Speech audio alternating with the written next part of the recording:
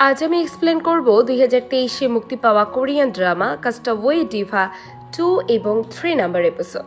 আশা করি গল্পটি আপনাদের কাছে অনেক ভালো লাগবে। আগের এপিসোড না দেখে থাকলে এখনই গিয়ে দেখে আসেন, ডিসক্রিপশন বক্সে লিঙ্কগুলো দেওয়া আছে। ভিডিওটি শুরু করার আগে একটাই অনুরোধ, চ্যানেলটিকে সাবস্ক্রাইব করে ফেলুন। চলুন কথা না বাড়িয়ে মূল গল্পে চলে যাই। এপিসোডের শুরুতে আমরা একটি ফ্যামিলিকে দেখি, যেখানে দুই ভাই ও তার বাবা মা থাকে। এক ভাইয়ের নাম ছিল কাংবো, আরেক ভাই উহাক। উহাক ছিল একজন রিপোর্টার, আর কাংবো নিউজ কোম্পানিতে কাজ করত। উহাক কাংবোকে বলে, আজকে তো হলিডে, আজকে তোমার কি প্ল্যান আছে? আজকে আয়ারল্যান্ডে যাবে? আজকে কোন আইল্যান্ডে যাবে? তারা প্রত্যেক দিন কোনো আইল্যান্ডে গিয়ে নোংরা পরিষ্কার করে। এরপর তারা জাহাজে করে সেই আইল্যান্ডের দিকে যেতে থাকে, যেখানে 15 বছর ধরে মুখা বসবাস করছে। এরপর তারা সেই আইল্যান্ডে চলে আসে। এরপর আইল্যান্ড পরিষ্কার করার সময় উহাক তার ড্রোন দিয়ে আবর্জনা খুঁজতে শুরু করে। এক পর্যায়ে ড্রোনটি মুহাকের সামনে চলে আসে। তখন মুখা নিজেই প্রশ্ন করে, এটি আবার কি জিনিস? মুখা ড্রোনটি ধরার চেষ্টা করছিল। সে ড্রোনের পেছনে ছুটতে থাকে। উহাক ড্রোনটি বাঁচানোর অনেক চেষ্টা করে। এক পর্যায়ে ড্রোনটি নিচে পড়ে যায়। মুখা দুটি হাত দিয়ে দেখতে থাকে, এটা আবার কি জিনিস। এরপর মুখা যখনই ড্রোনটা ভাঙতে যাবে, তখনই উহাক সেখানে চলে আসে। সে ড্রোনটি ভাঙতে নিষেধ করে। মুখা উহাকে দেখে অবাক হয়ে যায়, কারণ অনেক বছর পর সে মানুষের দেখা পেয়েছে। মুখা উহাকের কাছে গিয়ে গালে হাত দিয়ে বলে, তুমি কি সত্যিকারের মানুষ, নাকি আমি কোনো স্বপ্ন দেখছি? এরপর সে উহাককে জড়িয়ে ধরে কান্না করতে করতে বলে, আমাকে খোঁজার জন্য তোমাকে অসংখ্য ধন্যবাদ। এরপর তারা নৌকায় উঠে পড়ে এবং মুখাকে কিছু খাবার দেয়। এরপর তারা মুখার কাছ থেকে সমস্ত ঘটনা শুনে। সে 15 বছর ধরে ওই আইল্যান্ডে ছিল। এরপর তারা মুখাকে নিয়ে শহরে চলে আসে। কাংবো মুখার জন্য এক জোড়া জুতো নিয়ে আসে। মুখা তখন জুতো পরে নেয়। তখনই তার পুরনো স্মৃতি মনে পড়ে যায়। কিও যখন তার সাথে লাস্টবার দেখা করেছিল, তখন তাকে জুতা পরানো হয়েছিল। এরপর দেখতে পাই উহাক পাশ থেকে ভিডিও করছে। এরপর সে মুখার ইন্টারভিউ নেই, কিভাবে সে এতদিন আইল্যান্ড ছিল। এখন তার বয়স 31 বছর। এরপর মুখার একটি নতুন আইডি কার্ড বানানো হয়, যেন সেই সমাজে থাকতে পারে। এরপর কাংবো তার ভাইকে বলে, আমি তোমাকে বলেছিলাম যে মুখার স্টোরি তুমি নিউজে দিও না। এরপর উহাক বলে, আমি এটা করতে চাইছিলাম না, কিন্তু আমার সিনিয়র আমাকে জিজ্ঞেস করেছে এত দামি ড্রোনটা কিভাবে ভেঙে গেল। তাকে আমার পুরো ঘটনাটা বলতে হয়েছিল। পরের সিন আমরা দেখি উহাক এক মহিলার সাথে দেখা করছে। মহিলাটি বলে, মুখার এখন 31 বছর, কিন্তু তার ব্যবহার চিন্তা ভাবনা 15 বছরের মতোই। সে তার ভবিষ্যৎ নিয়েই কোনো চিন্তা ভাবনা করেনি, সে জানেই না ভবিষ্যৎ কি। এরপর আমরা মুখাকে একটি রেস্টুরেন্টে দেখতে পাই। সে একটি মেয়ের পাশে বসেছিল। মেয়েটির হাতে ফোন দেখে মুখা বলে, এটা আবার কি জিনিস? এরপর মেয়েটি বলে, এটা দিয়ে তুমি অনেক কিছু দেখতে পারবে, গান শুনতে পারবে, ভিডিও দেখতে পারবে, আরও অনেক কিছু করতে পারবে। মুখা ফোনটি দেখে অবাক হয়ে যায়। এরপর আমরা দেখতে পাই মুখা আর উহাক কোনো এক জায়গায় যাচ্ছিল। উহাক বলে, আমি তোমার পুরো ঘটনাটা জানতে চাচ্ছি, তোমার সাথে আসলে কি হয়েছিল। এরপর মুখা একটি পোস্টার দেখতে পেয়ে গাড়িটি থামাতে বলে, আর সে দৌড়ে পোস্টারের কাছে চলে আসে। পোস্টার রাঞ্জুর নামে লেখা ছিল। রাঞ্জু একজন ফেমাস গায়িকা ছিল। এরপর মুখা তার হোম সিটিতে চলে আসে। মুখা তার বাবা সে রেস্টুরেন্টের সামনে চলে আসে। সেখানে লোকদেরকে মুখা চিনতে পারে।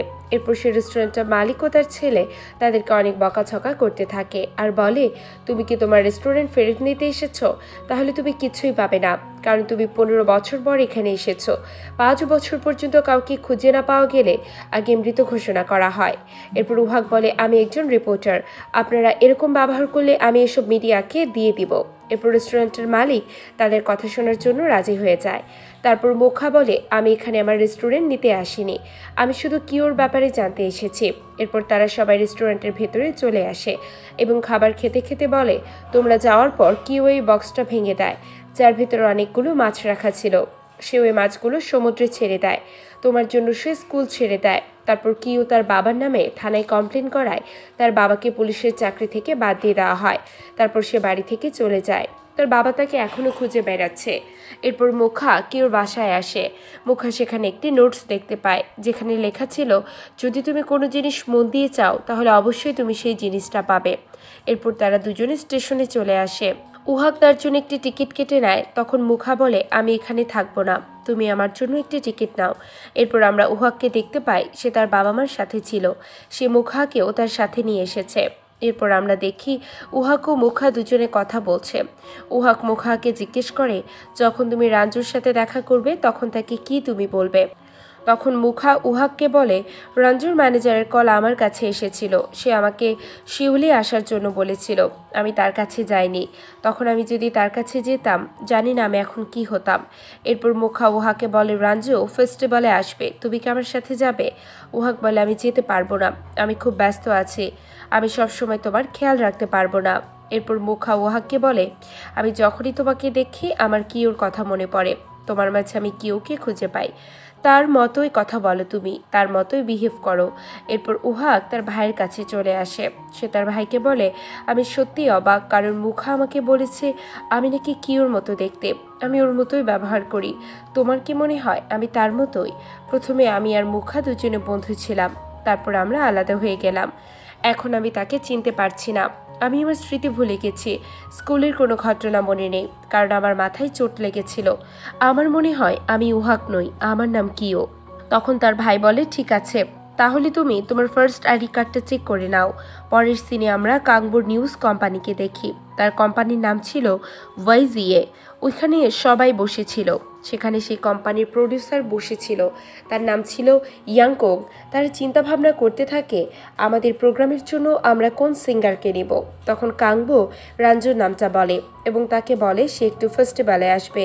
এর পরের সিনে আমরা উহাককে মুখাকে দেখি। তারা রামজুর সাথে দেখা করার জন্য ফেস্টিভ্যালের দিকে যাচ্ছিল। তখন মুহাক উহাকে বলে, তুমি তো বলেছিলে আমার সাথে আসবে না, তাহলে এখন কেন আসলে? উহাক বলে, আমার হাতে এখন সময় আছে, সেজন্য চলে এসেছে। পরের সিনে আমরা রাজুকে দেখতে পাই, তার সাথে তার ম্যানেজার কেউ দেখতে পাই।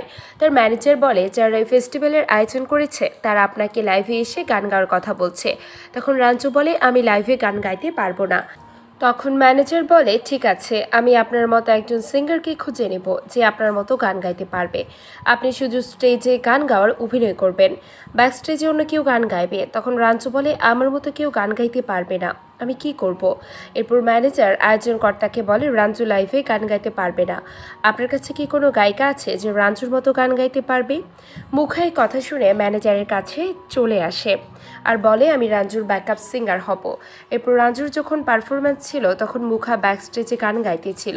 তখন রাঞ্জু মনে মনে ভাবে, এ তো আমার মতোই গান গায়। অনুষ্ঠান শেষে রাঞ্জু মুখার কাছে আসে আর তার নাম জানতে চায়। মুখা বলে, আমার নাম মুখা। এরপর রাঞ্জু মুখাকে জড়িয়ে ধরে। উহাকে ফ্ল্যাশব্যাক সিনটা মনে করছিল, যখন আমি আমার ভাইয়ের সাথে কথা বলছিলাম তখন সে আমাকে বলেছিল আমি উহাক। সে তখন আমাকে বলে আমি মুখার সাথে দেখা করেছি, এটা কি কোনো কোইন্সিডেন্ট? সে লেটার দেখায় আর বলে, এটাও কি কোইন্সিডেন্ট? কেউ সবসময় বলতো তুমি যদি কোনো জিনিস মন থেকে চাও তাহলে অবশ্যই সেটা পূরণ হবে। আমাদের মাও এটা সবসময় বলতো, এটাও কি কোইন্সিডেন্ট? আমার মনে হয় আমি কিও যে মুখাকে পালিয়ে যেতে সাহায্য করেছিলাম। আমি থানায় গিয়ে বাবার নামে কমপ্লেন করেছিলাম, যার কারণে বাবার চাকরি চলে গিয়েছিল। পরে আমি সিউলে চলে এসেছিলাম। যদি আমি কিও হই তাহলে আমাকে মুখার জন্য কি করতে হবে? আমার প্রথম কাজ হবে রাঞ্জুর সাথে মুখার দেখা করিয়ে দেওয়া। এরপর উহাক রাঞ্জুর সাথে দেখা করার জন্য মুখাকে নিয়ে বেরিয়েছিল, এটা সে মনে করছিল। আর এখানে দ্বিতীয় নাম্বার এপিসোড শেষ হয়ে যায়। তৃতীয় এপিসোডের শুরুতে আমরা দেখতে পাই মুখা উঁচু পাহাড় থেকে সমুদ্রে ঝাঁপ দেওয়ার জন্য প্রস্তুতি নিচ্ছিল। অপরদিকে দেখানো হয় রাঞ্জুর গলায় অপারেশন করা হয়েছে, যার ফলে সে গান গাইতে পারছিল না। সেও হতাশ হয়ে যাচ্ছিল, সে কারণে সেও বিল্ডিং থেকে লাফ দেওয়ার পরিকল্পনা করে নেয়। অপরদিকে আমরা দেখতে পাই মুখা পাহাড় থেকে লাফ দিয়ে দেয়। সে জলের নিচে যেতে থাকে। হঠাৎ করে সে দেখতে পায় জলের উপরে কিছু একটা ভাসছে। সে উপরে এসে একটি বক্স দেখতে পায়। বক্সটা খুলে সে কিছু একটা দেখে অবাক হয়ে যায়। এরপর সিন স্কিপ হয়। আমরা দেখতে পাই রাঞ্জু ছাদ থেকে লাফ দেয় না, সে ছাদে বসে কান্না করছিল। এরপর আমরা সঞ্জুকে দেখতে পাই, সে তার কোম্পানির নাম বদলাতে চাইছিল। রাঞ্জু তাকে বারবার ফোন করতে থাকে কিন্তু সে কেটে দেয়। এরপর রাঞ্জু একটা সুইসাইড নোট লিখে তাকে পাঠিয়ে দেয়। অনুষ্ঠান শেষ হলে রাঞ্জু সঞ্জুকে ফোন করে বলে, আমার আর বাঁচার ইচ্ছে নেই, আমাকে মরে যেতে হবে। লাখ লাখ দর্শক আমার গান শুনতে চাইতো, কিন্তু এখন কেউ আমার গান শুনতে চায় না, কেউ আমাকে পছন্দ করে না। আমার বাঁচার কোনো ইচ্ছে নেই। তোমার কাছে আমার একটাই অনুরোধ রইল, তুমি আমাকে তোমার ছোট্ট টিভি প্রোগ্রামে আসতে দাও। এর পরের সিনে আমরা দেখতে পাই রাঞ্জু যে বাড়িতে ভাড়া থাকতো, রাঞ্জুর গান শুনতে অনেকে ভালোবাসতো, কিন্তু অনেক দিন ধরে ভাড়া না দেওয়ায় তাকে বাড়ি থেকে বের করে দেয়। এরপর সিন স্কিপ হয়, প্রেজেন্টে দেখানো হয় ওই প্রোগ্রামে আমরা কাংবো ও ডোমিনকে দেখতে পাই। তারা দুজন প্রডিউসারের সাথে কথা বলছিল। তারা বলে, আপনি কি দেখেছেন রাঞ্জু কি সুন্দর গান করে? আপনি যদি বলেন তাহলে আমি রাঞ্জুর ম্যানেজারের সাথে কথা বলবো, যেন সে আমাদের শোতে আসতে পারে। প্রডিউসার হ্যাঁ বলে দেয়। এরপর তারা দুজন রাঞ্জুর ম্যানেজারের কাছে আসে এবং তাকে বলে, আমি রাঞ্জুর সাথে দেখা করতে চাই। সে বলে, রাঞ্জু তো টিভি শো করে না। এরপর আমরা দেখতে পাই রাঞ্জু মুখার সাথে কথা বলছে। মুখা তার সাথে ঘটে যাওয়া সবকিছু রাঞ্জুকে বলে দেয়। রাঞ্জু বলে, তুমি কিভাবে একা একা 15 বছর ওই দ্বীপে ছিলে? আমি তো বিশ্বাস করতে পারছি না। তুমি তো অনেক কিছু সহ্য করেছো। তখন মুখা বলে, এটা তো কিছুই না, কিন্তু আপনার এজেন্সি আপনার সাথে এটা কিভাবে করতে পারে? আপনি এত বছর গান গাইলেন, তবু আপনাকে বের করে দিল। আপনাকে বের করে দেওয়া তাদের একদম উচিত হয়নি। এরপর মুখা বলে, আমার আপনাকে একটা কথা জিজ্ঞেস করার ছিল। আমি 15 বছর আগে আপনাকে একটি মিউজিক ভিডিও পাঠিয়েছিলাম, আপনি কি সেটা দেখেছিলেন? তখন রাঞ্জু বলে, হ্যাঁ আমি দেখেছিলাম। আমি তোমার জন্য অনেক অপেক্ষা করেছিলাম, কিন্তু তুমি আসোনি। সেদিন তুমি যদি আসতে তাহলে আজ তুমি স্টার হয়ে যেতে। মুখা বলে, সেদিন আমি যদি আসতে পারতাম তাহলে কতই না ভালো হতো। রাঞ্জু বলে, সেদিন তুমি যদি আসতে তাহলে আজ ইয়নমোর পরিবর্তে তুমি স্টার হতে। পাশে উহাক বসেছিল, সে ইয়নমোর নামটা শুনে নেয়। তারপর সে তাদের কাছে আসে আর বলে, ইয়নমোর স্টার হয়ে গেছে? রাঞ্জু বলে, হ্যাঁ। মুখা যখন আসেনি তখন ওখানে আমরা একটি মেয়েকে দেখতে পাই। সে অডিশনে গান করছিল, এখন সে স্টার। যদিও সে ভালো গান গাইতে পারতো না, তবুও আমাদেরকে তাকে স্টার বানাতে হয়েছিল, কারণ ওই সময় আমাদের হাতে কিছুই ছিল না। এরপর যখন রাঞ্জু চলে যাচ্ছিল তখন মুখা রাঞ্জুকে বলে, তুমি ভেঙে পড়ো না, দেখবে কিছুদিনের মধ্যে তুমিও স্টার হয়ে যাবে। এরপর রাঞ্জু চলে যায় আর তার পাশে উহাক দাঁড়িয়েছিল। সে মুখাকে বলে, ইয়নমোরকে তুমি কি জানো? মুখা, আমার কাউকে জানার প্রয়োজন নেই, আমার শুধু রাঞ্জুকে নিয়ে চিন্তা হচ্ছে। আমি তার ফ্যান, তার কোম্পানি তার সাথে এমনটা কিভাবে করতে পারে? এরপর আমরা দেখতে পাই রাঞ্জু মুখার সাথে তার রুমে চলে আসে। তারা দুজন উহাকের বাড়িতে থাকে। রাঞ্জু মুখাকে তার ট্রফিটা দেখায় এবং তাকে বলে, তুমি কি জানো এটা কোন ট্রফিটা? তখন মুখা বলে, এই ট্রফিটা তুমি পারফরম্যান্সের জন্য পেয়েছিলে। আর যেদিন তুমি এই ট্রফিটা পেয়েছিলে আমি সত্যি বিশ্বাস করতে পারছিলাম না আমার আইডল এত সুন্দর পারফরমেন্স করতে পারবে। এরপর রাঞ্জু বলে, তুমি কি সেদিনটা উপভোগ করতে চাও? মুখা বলে, হ্যাঁ অবশ্যই। আর তখনই সেখানে কাঙ্গো এবং উহাক চলে আসে। তখন মুখা বলে, আমি জানি তুমি কে, তুমি আমাকে জুতো দিয়েছিলে। এরপর তারা দুজন সেখান থেকে চলে যায়। তখন তারা বলে, আপনারা আপনাদের ডান্স কন্টিনিউ করতে পারেন। মুখা বলে, এদের জন্য আজ আমি বেঁচে ফিরতে পেরেছি, না হলে আমি সারা জীবন ওই আইল্যান্ডে পড়ে থাকতাম। তখন রাঞ্জু বলে, আমি হলে কবেই মরে যেতাম। এরপর রাঞ্জু তাকে বলে, তোমার কোনোদিন মৃত্যুর খেয়াল আসেনি? মুখা বলে, 6 বছর কাটানোর পর আমার মৃত্যুর খেয়াল এসেছিল। তখন আমি পাহাড়ের উঁচু থেকে সমুদ্রে লাফ দেই। তারপর আমি সমুদ্রে একটি বক্স দেখতে পাই। যখন বক্সটি আমি খুলে দেখি, বক্সের ভিতরে রাখা ছিল একটি পানির বোতল আর একটি নুডলসের প্যাকেট। এরপর আমি নুডলসের প্যাকেটটি রান্না করে খেয়েছিলাম। তারপর আমার মৃত্যুর খেয়াল আর কোনোদিন আসেনি। ওই দিন যদি আমি মারা যেতাম তাহলে সুস্বাদু খাবারটা আমি কোনোদিন খেতে পারতাম না। এরপর আমি ওখানে দ্বিতীয় বক্সটির জন্য অপেক্ষা করতে থাকি। তখন রাঞ্জু বলে, তোমার কাছে কি দ্বিতীয় বক্সটি এসেছিল? মুখা বলে, দ্বিতীয় বক্সটি আসেনি ঠিকই, কিন্তু তার পরিবর্তে একটি ড্রোন চলে এসেছিল এবং সেটা ওই 2 ভাইয়ের ছিল। তারা সেখান থেকে আমাকে বাঁচিয়ে এনেছে। রাঞ্জু বলে, আমি খুবই বিরক্ত এবং খারাপ। মুখা বলে, কেন আপনি এমন কথা বলছেন? তখন সে বলে, আমার গলায় একটি প্রবলেম ছিল, সেই প্রবলেম থেকে বাঁচার জন্য আমি গলায় অপারেশন করেছিলাম, যার ফলে আমার গলার ভয়েস নষ্ট হয়ে যায় এবং আমার যত ফ্রেন্ড ছিল সবাই আমাকে ছেড়ে চলে যায়। আমার গান এখন আর কেউ শুনতে চায় না। আমিও অনেকবার মৃত্যুর চেষ্টা করেছিলাম কিন্তু পারিনি। তারপর তোমার সাথে আমার দেখা হয়। কথাটা আমার আত্মীয় স্বজন কেউ জানে না, আমি শুধু তোমাকেই বলছি। এরপর মুখা বলে, চিন্তা করবেন না, আপনার জীবনেও ভালো কিছু ঘটবে। আমি আর আপনি আবার নতুন জীবন ফিরে পাবো। এর পরের সিনে আমরা কিওর বন্ধু তার বাবাকে দেখতে পাই। তারা একে অপরের সাথে কথা বলছিল। কিওর বাবা কিওর বন্ধুকে বলে, আমি জানি আমার ছেলে বেঁচে আছে। মুখা যদি 15 বছর পর বেঁচে ফিরতে পারে তাহলে আমার ছেলে কেন পারবে না? তখন কিওর বন্ধু বলে, কিও আর বেঁচে নেই, আপনাকে এটা মেনে নিতে হবে। এরপর আমরা রাঞ্জুকে দেখতে পাই। সে বাসার ছাদে বসে সিগারেট খাচ্ছিল। তখনই সেখানে মুখা চলে আসে, তার মুখ থেকে সিগারেট নিয়ে ফেলে দেয়। রাঞ্জু বলে, আমি খুবই খারাপ, আমি এমন একজন গায়িকা যার কোনো গলা নেই, আর তুমি হয়েছ আমার ম্যানেজার। তখন মুখা বলে, আপনাকে এসব নিয়ে কোনো চিন্তা করতে হবে না, সব ঠিক হয়ে যাবে। আমি আপনার জন্য সব বুকিং করে দিয়েছি।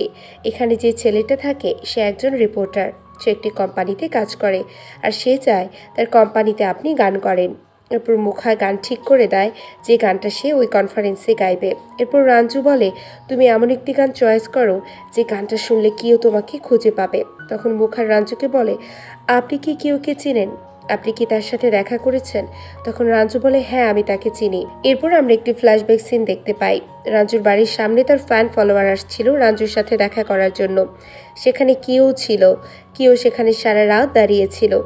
তার অনেক ঠান্ডা লাগছিল। কেউ রাঞ্জুকে মুখার একটি ছবি দিয়ে বলে, সে যদি কোনোদিন আপনার কাছে আসে তাহলে আপনি তাকে হেল্প করবেন এবং তাকে গলায় জড়িয়ে নেবেন। আপনাকে আমি এটা রিকোয়েস্ট করছি। এই কথাগুলো শুনে মুখা অনেক কান্না করতে থাকে। এরপর রাঞ্জু মুখাকে বলে, তোমাকে ব্যাড নাইট এই গানটা গাইতেই হবে। এই গানটা আমি কিওর শব্দ থেকে নিয়েছি, যেটা সে ওই রাত্রিবেলা তোমার ব্যাপারে বলেছিল। তুমি ওই গানটা গাও যেন কিও তোমাকে খুঁজে তোমার কাছে আসতে পারে। এরপর রাত্রিবেলা মুখা গিটার নিয়ে সেই গানটির প্র্যাকটিস করতে থাকে।